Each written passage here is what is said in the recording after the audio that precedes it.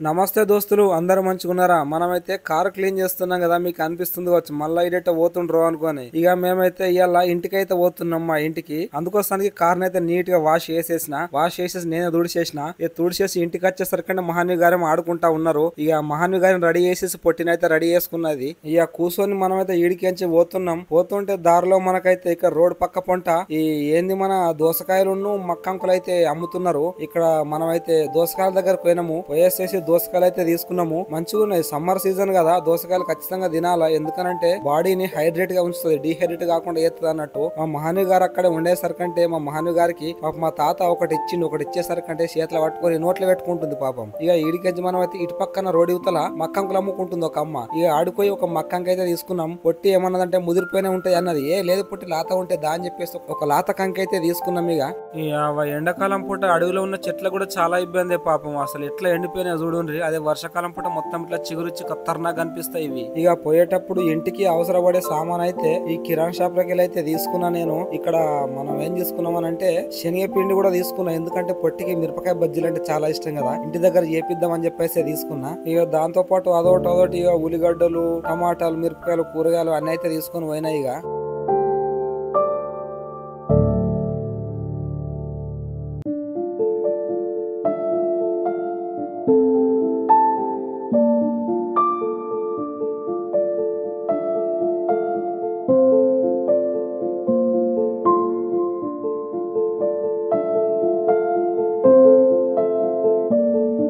ఇక మనం ఇంటికి పోయేటప్పుడు రోడ్ పంట వ్యూ అయితే మస్తు ఖతర్నాక్ అనిపిస్తుంది. ఇక ఇంటికైతే వచ్చినాము. రాగానే మహాన్వి గారు మా పెళ్ళప్పటి ఫ్లెక్సీ ఉంది అన్నట్టు దాన్ని చూసుకుంటా షాక్ అవుతుంది. అమ్మో మా మమ్మీ డాడీ ఉన్నారు ఇక్కడ అనుకుంటా. ఇక అచ్చుడితోనే పొట్టికైతే ఛాయ్ అయితే పెట్టిపించినాము. ఎందుకనంటే పొట్టికి ఛాయ్ అంటే బాగా ఇష్టం అన్నట్టు. మస్తు అలవాటు ఉన్నట పెళ్లి ముందు పొట్టికి. పెళ్లి అయిన తర్వాత పొద్దుగాలను సాయంత్రం 2 పూటలు పెట్టిస్తుంది. ఇక ఏమనుకుంటుందో పొట్టి మరి. ఇక మళ్ళా జెర్సేపు అయిన తర్వాత అమ్మనైతే మిరపకాయ బజ్జీలు చేయమన్నా. మిరపకాయ బజ్జీల కోసం పక్కనే ఉన్న రోట్లో అయితే ఎల్లుగడ్డ జీలకర్ర నూరుతుంటే మా పొట్టి అయితే వచ్చి అండ్ మహాన్వి గారు వచ్చేసి గొడవ నిల్చుండి చూస్తుండ్రు.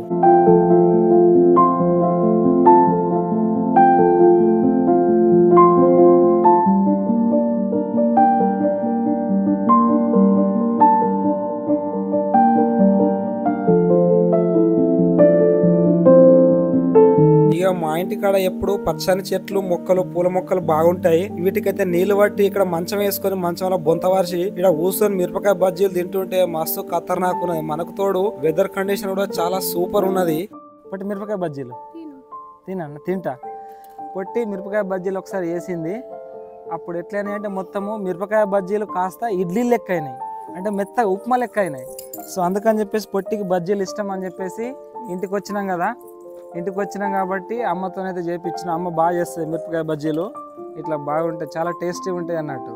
అందుకోసానికైతే పొట్టితోని తినిపిస్తున్నాం ఇప్పుడు. అవునా అవునా నిజం చెప్పు, నీకు ఏసులు వచ్చిందా అంటే? ఓకే 3 years బ్యాక్ చేసినావు కదా, అప్పుడు మెత్త ఇప్పుడు నచ్చా మరి? వస్తాయా? ఇంటికన్నా ఒకసారి చేసావు మరి. మహాను బేట వస్తాయి అంటుందిరా మమ్మీ, నువ్వే సాక్ష్యం బేట.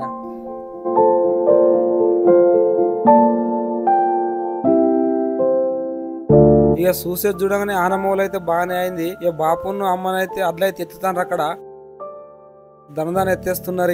ఇక ఆనబడితే వడ్లు తడిసిపోతాయని చెప్పేసి టెన్షన్ బాగా అయితే ఉంటది. ఎందుకనంటే నాకు తెలుసు కదా, చిన్నప్పటి సంది మనం ఇదే పని చేసినాం కదా. ఎట్లా అంటే పొలంలో దున్నుడు, నాటేసుడు, నాటుకు నారు మోసుడు, మందిని కైకిలోని విలుసుకొచ్చుడు, నాటేపిచ్చుడు, జంబు కొట్టిపిచ్చుడు, ఈ పొలంలో కలిసిన తర్వాత కలిసిన కుప్పలు తీసుడు, మందు జల్లుడు, మందు కొట్టుడు, తర్వాత కోతకు వచ్చినాక వరికి కోత కోసి కుప్పేసుడు, అప్పుడు వడగళ్ళ వానలు, అవన్నీ దారుణంగా ఉంటుండే పరిస్థితులు. తర్వాత మళ్ళా బంతి కట్టుడు ఉంటుండే, ఎడ్లతోని బంతి కట్టుడు. మళ్ళా మనం కోసిన వరిని కళ్ళం చెక్కి కళ్ళంలో అయితే కుప్పేద్దుంటుంది. ఆ కుప్పేసిన తర్వాత కొన్ని రోజుల తర్వాత ఏం చేద్దుంటామంటే ఎడ్లను బంతి లెక్క కట్టి పొద్దున్న నుంచి సాయంత్రం దాకా ఎడ్లను పట్టుకొని తింపుతా ఉండుడే. ఒకళ్ళు గడ్డి తీసుడు, ఒకళ్ళు అల్గమేసుడు, ఒకళ్ళు ఇది చేసుడు, ఒకళ్ళు అది చేసుడు.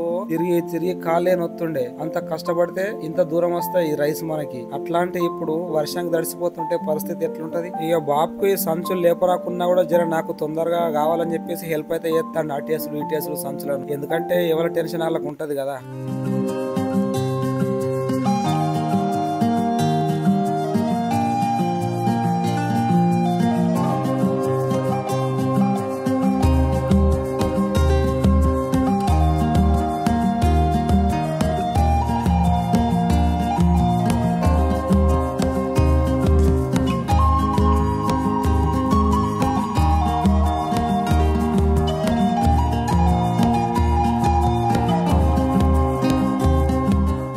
ఇక మా మహాన్వి గారేమో చెట్ల దగ్గర మంచాల కూర్చొని మంచిగా సప్పట్లు కొట్టుకుంటా మంచిగా ఆడుకుంటుంది బిడ్డ పాపం. ఫుల్ ఖుషి అవుతుంది ఈ పూల మొక్కలు అన్నిట్లను చూసుకుంటా పూలను చూసుకుంటా.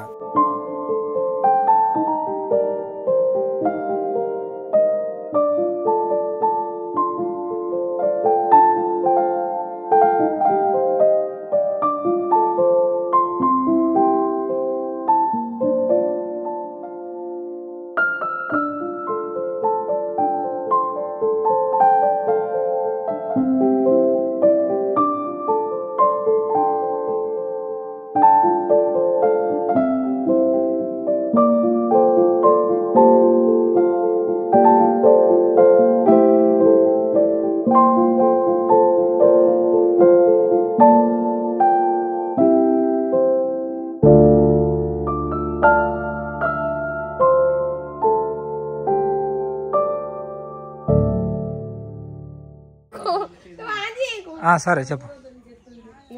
తాత తాత పైసలు ఇస్తావా లేకపోతే నీ గుండు పట్.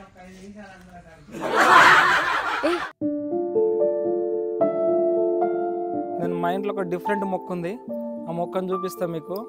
ఇట్రా పట్టి ఇట్రా ఇట్రా ఇది చూడు, క్లోజ్గా చూపించు దీన్ని. ఇగో ఇది ఇది ఈ మొక్కను ఏ మొక్క అంటారో తెలుసా నీకు? ఏ మొక్క అంటారో తెలుసా నీకు? ఇదేం చెట్టే? గార్లాక్ చెట్టు. రామ తెలుసా ఇది? రామ తెలుసు. గార్లాక్ చెట్టు కాదా? గారెలలో వేసుకుంటారు కదా ఇది. ఈ రామ తులసి అంటే తులసిలా ఉంటుంది, కానీ దీన్ని నేనైతే గార్లాక్ చెట్టు అని ఉంటుంది.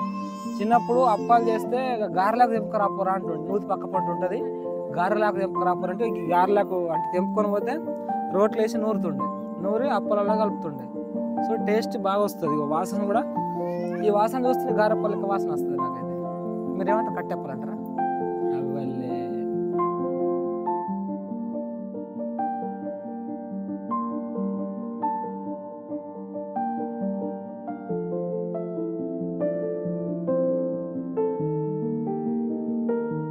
గాయ్స్, మనం మహాన్వి గారి కోసం అయితే నేను మొన్న వచ్చేటప్పుడు ఒకసారి, ఎప్పుడంటే మొన్న అంటే ఒక 3 months బ్యాక్ క్యారెట్ విత్తనాలను తీసుకొచ్చిన సీడ్స్ని ఇక్కడ న్యాచురల్ గా మనం పండించి చూద్దాం మన అయితే కాదని చెప్పేసి పెట్టి 3.5-4 months అయితే అవుతుంది. సో ఇప్పుడు మరి అవి అయినదా కాలేదా ఒకసారి అయితే చూద్దాం. అయిందని నేను అనుకుంటున్నా.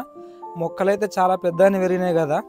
సో ఒకటైతే మంచిది, ఒకసారి తవ్వి చూపిస్తా. తవ్వితే వెళ్తాయా మహాన్వి గారి కోసం ఒక్కటన్నా?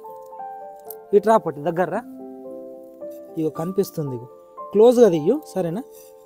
ఇగో కనిపిస్తుంది అయితే ఒకటైతే. మరి ఇది ఇద్దామా పెద్దది ఇద్దామా? పొట్టి ఒక పెద్ద మొక్కను తీద్దామా మరి?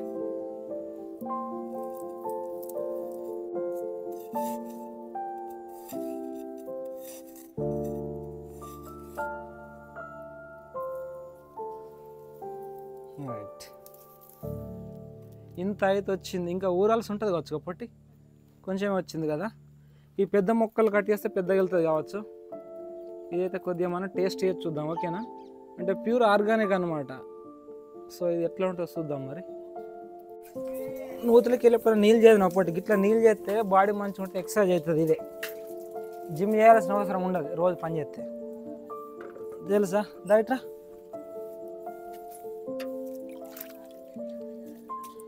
చేదుకుంటా మేమైతే ఇటు చెట్లకు పోసుడు నీళ్ళు, నూతెనక ఏది మన చిక్కుడు చెట్లు, ఆ చెట్లు ఈ చెట్లు రోజు చేదుకుంటా పోసుడు పొట్టి నీళ్ళు. మేమైతే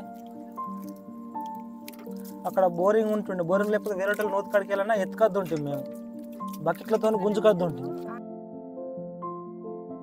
ఇక ఇవాళైతే ఈ వీడియో ఇట్లా గడిచింది. ఈ వీడియో మీకు నచ్చితే లైక్ చేసి షేర్ చేసి మన ఛానల్ సబ్స్క్రైబ్ చేసుకోండి.